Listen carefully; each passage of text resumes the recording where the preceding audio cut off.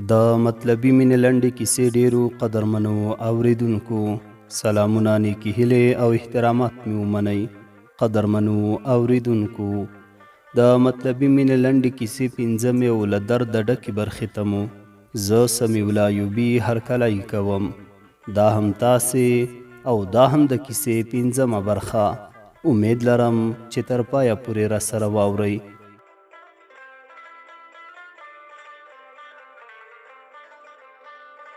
د نوریې د کرکې او کینې ښخ شوي زړي پر اشنه کېدو شول. څوک یې ووهلې او د دې بې زړه او بې وسه جنۍ له چوپتیا یې پوره ګټه واخیسته. او خالد هم پوره باور کاوه چې ورېندارې د هغې تر ټولو ستره خواخوږې او مشاوره ده. د همدې شپې په تیارو کې د سیما سترګې وغړېدې. د پروین د درد او مړاوې څېرې په معنا اوس ډېره ښه پوهېدلې وه. سیما په دې وپوهېده چې هغه مینه وه، خپلې مینې ته یې قرباني ورکړه او ځان یې وژغورلو. خو هغه د چا خبره له بارانه تښتېدمه د ناوې لاندې مې شپه شوه. د رڼا د واده په شپه یې د کوڅې له ډېرو ښځو د هغې صفتونه اورېدل. سیما ته اوس هغه لا هم ګرانه وه. د هغې د هیلو امید مسی اوس یوازې په یوه کس پورې تړل شوی و چې هغه خالد نومېده. خالد د دې مین و، خو هغه به ډېر کم کور ته راته، او که کور ته به په رخصتۍ هم راغی خو بیرته به روانېده. دغه ښکلې او پردیسه پروین اوس د یوه سرتیري د ژوند ملګرې وه. خپل وطن یې پریښی و. وطن ورته کومه معنا هم نه درلوده. وطن خو په مور، پلار او خپلوانو ښکلی وي. خو چې څوک دا ونه لري، بیا نو یوه لرې پردی صحرا او کلی کور څه معنا لري؟ پخوا به که سیما له پروین سره په خبرو کې له شوخۍ او ټوکو نه کار اخیسته. خو اوس ټوکو ټکالو او شوخیو دغه ځای مینې، خواخوږۍ او زړهسوی ته پریښی و. حتی خوند یې هم په سیما کې دغه بدلون حس کړ چې اوس پخوا غوندې شوخه سیما نه ده چې د کور خوشحاله فضا به خنداګانو په سر اخیستې وه. سیما د دې کیسې له اورېدو نه وروسته هغه ټوکې نه کولې چې تر ناوخته به یې ورته ورونه، ورېندارګانې، مور، پلار او خویندې ناستې وي، او د دې په خوښیو به یې روح آرامه و. پښتانه وایي چې پیغله د بل کور امانت وي. دا هم که نن وه که سبا، نو د خپل خاوند کور ته به تلله. کوژده یې هسې هم شوې وه. شاید په همدې سبب به هم په کور کې د هغې هر ناز منل کېده. خو کله چې د رڼا د واده په شپه د پروین دغه له درده ډکه کیسه واورېده، نو حالت یې پوره تغییر وکړ. ټول سوچونه به یې د دغې پردیسې ملګرې سره وو. د رڼا د تلو او ودېدلو درد یې لا سربری و. اوس به چې کله پروین د خپلې یور له وړوکو لورګانو سره سهار یا مازدیګر په اوبو پسې د دوی کور ته راغله، نو څو دقیقې به یې ضرور له سیما سره د هغې په کوټه کې تېرولې، او سیما به د پروین رژېدلې او مړاوې ښکلا ته ځیروه. سترګې به یې د یوه وږي مین په څېر پکې خښې کړې وې، او کله کله خو به یې په صفتونو ورته پروین غوسه شوه. په مخ به یې څپېړه ورکړه او همداسې به ترې پاڅېده. تل به یې ورته ویل چې ما خپله ښکلا ساتلې، قدر مې یې کړی، او پوهېږم چې زه اوس د یوه سرتیري مېرمن یم. د هغه په نوم ژوند کوم، او که هغه هر څومره بې پروا او بدل شي، خو زه به بدله نه شم، او همغسې به ورته وفاداره وم. چې دې خبرو به د سیما په زړه کې د هغې ګرانښت سل چنده کړ. ډېرې ورځې به داسې هم راغلې چې پروین به د دې له کوټې نه په سلګو ووته. د څا غاړې ته به لاړه او خپل د اوبو سطل به یې له ځان سره اوچت کړ. بله مهمه خبره دا وه چې کله کله به سیما هم د هغوی کور ته ورتله، خو زر به ورته څرګنده شوه چې د هغې یور نوریه ورسره د زړه له پاسه چلند کوي، او داسې ځان ښکاروي چې د دې په ورتګ یې په زړه یو لوی بوج پروت دی. د پروین په زړه کې هم له هغې نه یو ډول ویره او طرحه حس کوله چې په سترګو کې وپوهوله. سیما به که پروین ډېره مجبوره نه کړه، نو د خپلې یور د چلند په اړه به یې هېڅ هم نه ورته ویل. حتی ډېر ځله نوریې د سیما له ورتګ نه وروسته ښکنځلې وه، ګزارونه یې ورباندې کړي وو چې دا جنۍ باید نوره دلته ونه ګورم. خو دوی اوس ورته اړ وو. د دوی د څښلو اوبه نه وې، د کوڅې د ډېرو نږدې کورونو اوبه د دوی له څا نه وې، او ښځو به یې وړلې. سیما به د دغه کورونو له ښځو سره سرسري چلند کاوه. ملګري یې ورسره نه وه، او که څومره مینه یې هم د یوې پیغلې په حیث په زړه کې درلوده، نو خپلې دغې پردیسې ملګرې پروین ته یې ورکړې وه. د دوی په مجلسونو خبرو کې اوس تر ډېره د هیلو او خندا خبرې نه وې. تل به یې خبرې په ژړا او اوښکو پای ته رسېدې. د پروین یور نوریه اوس دې ته بله میره اوښتې وه. د کور ټول کارونه یې په دې کول، او هغې د ملکې غوندې ژوند پیل کړی و. اوس به اکثره وخت د سیما دوی کور ته هم یوازې راتله. او نوریه خپلو اولادونو ته اجازه نه ورکوله چې ورسره راشي، ځکه به دې 2-3 ځله اوبه وړلې. یو مازدیګر چې د دوی کور ته یوازې راغله، نو سیما هم د څا په غاړه په یوه لوښي کې سابه مینځل. د دې پام نه و، هغې له شانه پرې سلام وکړ. سلام سیماګۍ. سیما د هغې غږ وپېژانده.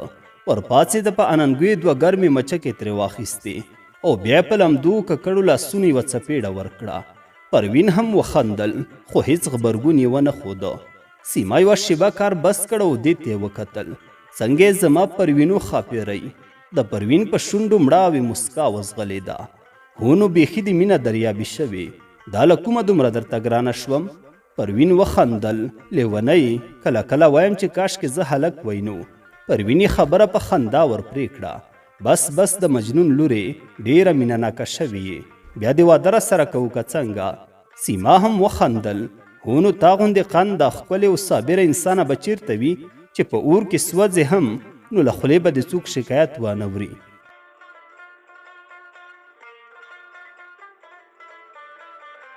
پروین سوړ اسویلی وکړ، خو د خپل خفګان د پټولو لپاره د خبرو لوری بدل کړ. نه نه، هیڅ خبره نه ده. ښکلې خو ته یې، خو خیر دی چې زما سره د ښکلا ستایلو الفاظ نشته او نه مې هم سندرې یادې دي چې درته وی وایم. سیما وخندل، یوه شیبه غلې وه، بیا یې ترې وپوښتل رښتیا پروین هغه له پېښور نه چې راتلې نو موټروان کومه سندره ورچولې وه؟ پروین غوسه شوه، په مخ یې یوه څپېړه ورکړه. بس کړه د شیطان لورې، داسې په یاد ده. دواړو وخندل، خو سیما بیرته جدي شوه. هو هیر مې و. پروینو، دا اوس ولې د نوریه اولادونه در سره اوبو ته نه راځي؟ د پروین په شونډو غوړېدلې مسکا ورکه شوه. د زړه له زوره یې اسویلی وکړ. بس نه راځي، څنګه یې کوي؟ وایي چې دا نور ستا کار دی، زه مشره یم او باید ټول کارونه ته وکړې. هسې دې هم خاوند په میاشتو میاشتو ورک وي او ته زما د خاوند ګټې وټې ته ناسته یې. خو خیر دی، کومه خبره نه ده، زه هم دا تکلیف تېروم. شکر چې ته شته یې، ستا د دې شیطانو سترګو دیدنونه به کوم. او بیا یې وخندل. خو سیما جدي شوه. نه پروینو خور جانې، رښتیا درته وایم، زه پوهېږم چې نوریه له تا سره ښه چلند نه کوي. هو رښتیا، خاوند یې څنګه ده؟ پروین غلې وه، بیا یې ځواب ورکړ. بس نو هغه مېرمنې چې د کور ټول واک یې په لاس کې وي او هر څه په خپل فرمایش کوي، نو هلته بیا میړونه کومه معنا نه لري. خاوند مجبوروي چې هغه څه وکړي چې مېرمن یې ورته وایي. نو ځکه خو اوس حامد لالا کله کله له ما سره بیخي ستړي مشي نه کوي، کله کله راته بې سیاله بې درګاو یا نورې کلمې هم کاروي، خو ټوله ورځ د باندې وي چې ناوخته راشي نو دومره خبرو ته وخت نه پاتې کیږي. ستړی وي. زه مجبوره یم چې د نوریې هره خبره ومنم. هغه اوس د یوې یور په څیر نه، بلکې د یوې خواښې او میرې غوندې ده. ما ته وایي چې هر څه دې باید له موږ نه ځان ته وي. ډوډۍ او ناسته پاسته د خپله کوټه کې کوه. ته یوه بې کوره او بې وروره یې او خالد دې ترې ایستلی دی، که نه هېڅ کله به یې ته نه وې خوښه کړې. د پروین په سترګو کې اوښکې راوګرځېدې، خو سیما یې په خبرو کې ورولوېده. پروینو، خالد د هغوی له دې چلند نه خبر دی؟ پروین ځواب ورنه کړ. هغه ورنږدې شوه، په تندي یې لاس ورکېښوده. څه درته وایم، ته ژړا پرېږده، ځواب راکړه. پروین اوښکې د ټیکري په پیڅکه پاکې کړې او دې ته یې وکتل. هو سیما خورې، ما خو همدا ژړوي چې په هغه کې ډېر بدلونونه راغلي. پخوا به یې د شپې کله کله ټلیفون راته کوو، خو اوس یې ټلیفون نه راځي. زه چې ورته د دوی له ټلیفون نه پټ زنګ ووهم، نه یې اوچتوي. خو 2-3 ځله زما په وړاندې نوریې ته زنګ وهلی و او په خندا خندا یې خبرې ورسره کولې. نوریې هم ورسره په خبرو کې بېواره خندل، خو زما یې نوم هم وانخیسته. څو ځله همداسې وشول. یوه شیبه غلې وه او بیا خبرو ته دوام ورکړ. سیما خورې، ما نه غوښتل دغه شکایت او خبرې درته وکړم، خو ته مې تل مجبوروې او اوس خو زما یوه خبره هم له تا نه پټه نه ده. مجبوره یم چې درته وی وایم. نوریه کله کله ما ته مخامخ وایي چې خالد له تا سره مینه نه لري. تا هغه خطا کړی او ترې ایستلی دی. ته خو ډېره پیمخې او ښکلې یې، ډېر نور به هم در باندې عاشقان شوي وي. که سمه جینۍ وی نو پلار به دې سم چلند در سره کوه. په پنجابیانو به یې نه خرڅولې. ستا په سبب په پېښور کې د خالد نه ښه کاروبار پاتې شو. زما د خاوند په کار کې ستا له راتګ سره برکت ورک شوی دی. خورې، زه چې تېره اونۍ 4 ورځې د خالد د خور کره تللی وم، زما خوښه نه وه. د هغوی سره زما څه تړاو شته؟ هغوی راته د میلمستیا ویلي وو. خپل خاوند ته ویل چې هلته مې بوځي، خو چې راغلم خبره شوم چې خالد له وظیفې نه کور ته په رخصتۍ راغلی وو. 3 شپې یې کړې وې او په سبا چې روان شوی وو زه یې د حامد په لاس راوستم. د دې د اولادونو لاسونو کې د لوبو شیان او تحفې وې. ما چې پوښتنه وکړه نو ویلې چې خالد کاکا راته راوړي. ما ویل که ټوکه ده، خو چې له نوریې مې پوښتنه وکړه نو ویلې چې هو ناڅاپي راغلی وو. د ورور سره څه مشوره کوله او موږ هم نه وو خبر. په بیړه بیرته لاړو. سیما خورې په هغه ورځ تر مازدیګره ګنګس پرته وم او دلته د نه راتلو علت مې هم همدا و. خورجانې ما وبخه، ما تا ته دا خبره نه وه کړې، خو څنګه وکړم په زړه مې نه ځایېده او درته ومې ویل ما ته اوس یوازې دعاګانې راپاتې دي.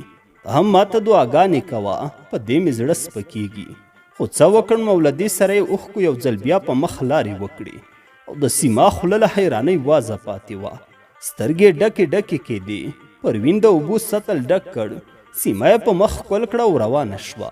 خو سیما هملته ځای په ځای ناسته وه او تندي ته یې لاس نیولی و.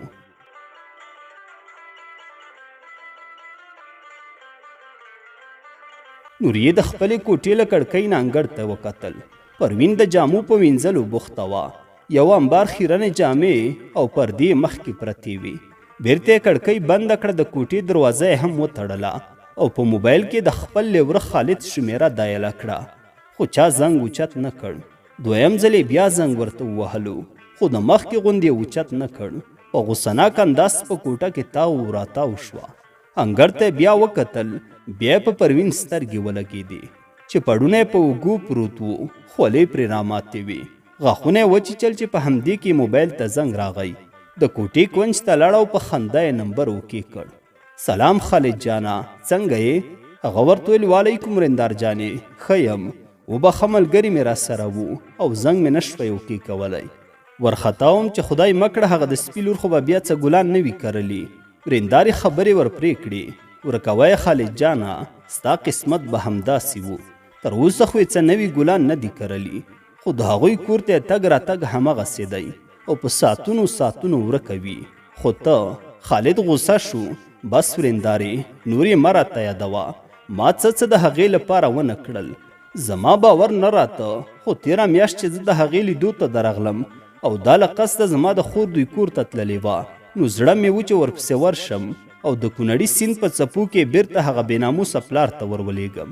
خو څنګه یې کوې؟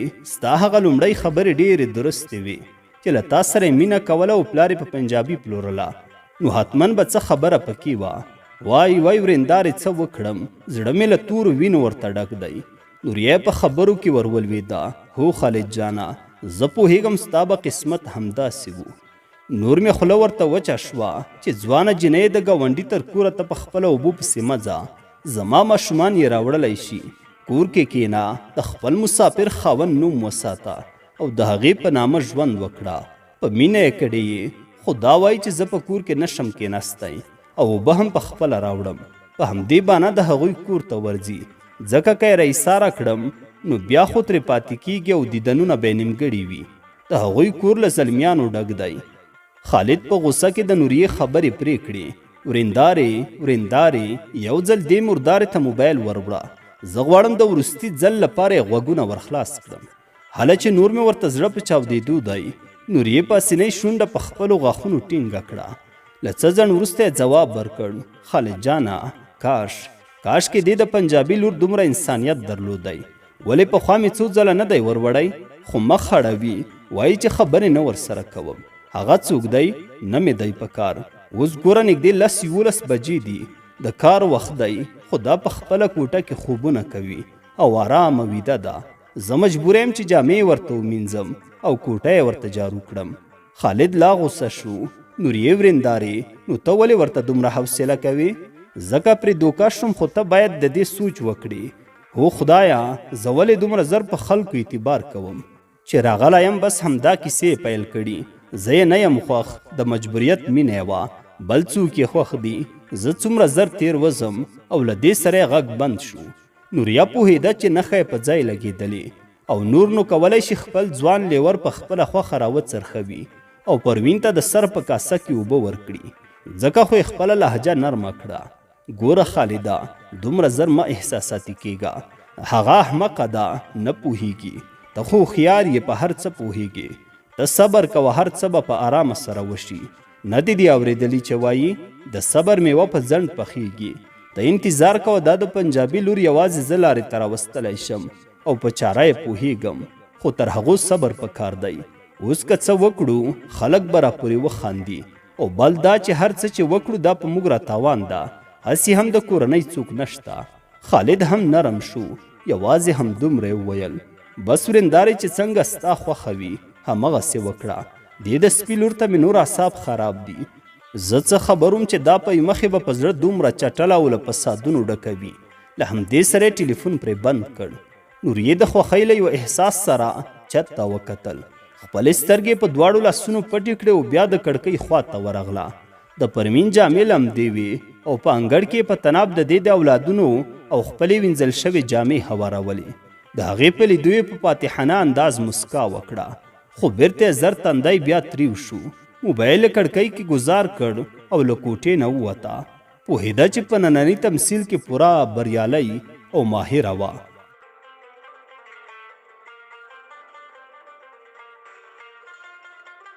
قضا مازدیګر و. سیما په انګړ کې د نارنج تر ونې لاندې د پښو په سر ناسته وه. سوچونه یې کول. اوس د پروین له مړاوې او رژېدلې څېرې سره د دې په رنګ کې هم بدلون راغلی و. د هغې کورنۍ پوهېده چې دوی په کور کې کومه ستونزه نه لري. د یوه داسې چا په نوم ده چې خپله هم ورسره مینه لرله. د کور نازولې جینۍ وه، هر چا نازونه ورکول، او یوه شیبه خفګان یې هم ورته د منلو نه و. خو اوس پوهېدل چې د هغې د خفګان لامل حتما کومه مهمه خبره ده. خو دې به هر ځل انکار کاوه، یوه او بله بهانه به یې کوله. خو پوهېده چې اصلي خبره د پروین درد او تاثیر دی. د هغې ورځنۍ کیسه اوس له دې نه د پټولو نه وې. د هغې د یور، میړه او خالد چلند له دې سره پوره بدل شوی و، او هره ورځ ورسره نوي نوي پیغورونه هم ملګري کېدل. هره اونۍ به د هغې په وجود کوم نوی ټپ په هغې د جبر او زور زیاتي نوې کیسه له ځان سره راوړله. خو لا هم پروین په دې نه وه چې هر څه ولې دومره زر سرچپه شول. ولې هر څوک بدلیږي او دا په دې نړۍ کې له سیما پرته بله خواخوږې نه لري. دا 3 شپې کې دي چې سر په سر په اوبو پسې نه ورغلې. حیرانه وه چې بیا به یې په دغه ملګرې څه ټکه رالوېدلې وي. ډول ډول خیالونه او اندېښنې ذهن ته تلې او راتلې، چې له همدې سره یې د کور د لویې دروازې غږ شو او پروین پټ مخ یو سطل په لاس راننوته. دا هم زر پاڅېده، مخې ته یې ورغله.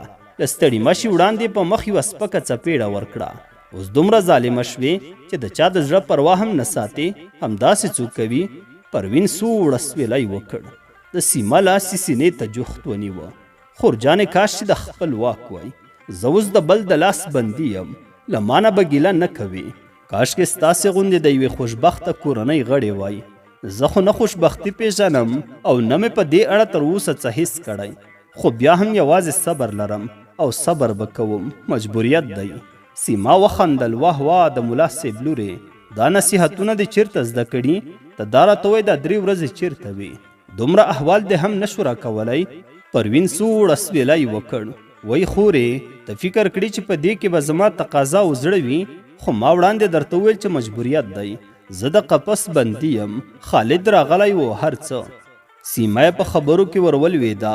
خخا شیطانې، نو په خوندونو کې ډوبوې. بې پروا جانې، اوس راته معلومه شوه چې د هغه پښتون کې بیا هر څه درنه هیر وي او د بل چا پروا نه لري. پروین کمزورې خندا وکړه. سیما خورجانې، یو وخت رښتیا هم هر څه همداسې وو، خو هغه وخت موږ لا د مینې دا سفر نه و کړی. پېښور کې وو، خو د تورخم د پولې نه تر راوښتو وروسته هر څه بدل شول. نور نو ته خپله پوهېږې، ولې رانه پوښتې؟